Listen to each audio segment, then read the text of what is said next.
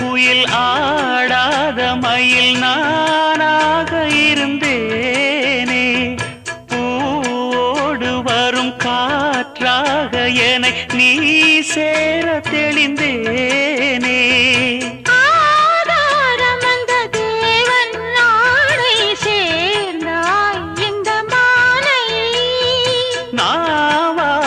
ருசித்தேனே தேனை தேர்ந்தேன் இன்று நானே.